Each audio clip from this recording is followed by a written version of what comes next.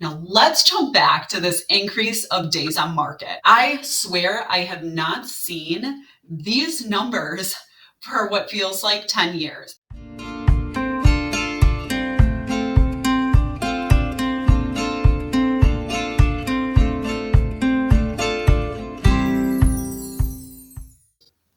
Happy Aloha March. I hope you guys had a fantastic February. I hope your cold months are behind you and our wet days are behind us, because I am ready for some sunshine. So with March comes the February recap for the real estate market. So let's dive right in. Here we're looking at, of course, the typical median sales price for both single family home, condos, and townhomes. We're looking at the number of closed sales, so homes that have actually sold, and then days on market, which I'm flabbergasted by. We're going to talk about those in one moment. But let's point out, we are under $1 million for single family homes. We haven't seen that since like pre-2020, just under 1.2 million between 2020 and 2022. We are experiencing quite a 180 from that market. So let's also look at number of new listings. So listings that have come onto the market between January and February are down by about 13% for single family homes and down by just under 12% for condos and townhomes.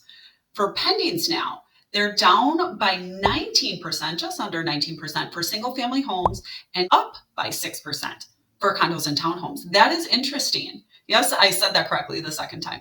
We are up by 6% for pendings for condos and townhomes. Why do we think that is? And now sold, both are actually in the positives comparing January of this year to February of this year. They are up by 15% and 18% respectively for single family homes and then condos and townhomes. So, I mean, typically during the holiday months, there's just a little bit of a lag. And now January to February, post holidays, there tends to be an increase. Now let's jump back to this increase of days on market. I swear I have not seen these numbers for what feels like 10 years. And so much so that I had to go back and actually look at the archive data for what it looked like 10 years ago. So here, let's take a look at it. Looking at the months of inventory for February of 2012, compared to February of 2013, there was almost a 180 there. You went from 5.1 months to 2.3 just for single family homes alone. And it was roughly the same ratio for condos and townhomes. Now, what that means when I say months of inventory, that means if no more homes were to come onto the market, how long would it take for every home that is already on the market to sell? More than 3 months is pretty indicative of a buyer's market. Less than 3 months is more indicative of a seller's market. Our market has been aggressively a seller's market, and a lot of times OAHU's market tends to stay almost in a seller's market. Yes, we do swing into a buyer's market every now and again, but going back to 2012, we were solidly in a buyer's market. Looking at that 5.1 months of inventory and 5.3 months, and then 1 year later, we were already back into the twos.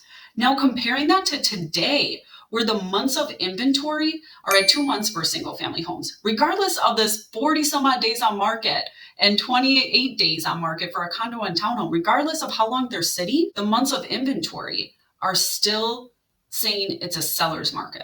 Now it's on an upwards trajectory, of course. Anyways, if you really dive into some of these historical numbers and looking at where the market once was, even 10 years ago, with no other effects on it, with no pandemic effect on it, I would say comparatively right now, it's a great market to be buying in. So if you're contemplating it, I'm happy to dive into some of these numbers with you and let's discover if it's right for you. I'm looking at them. They look good. I hope you guys have a wonderful March. We'll talk soon. Bye.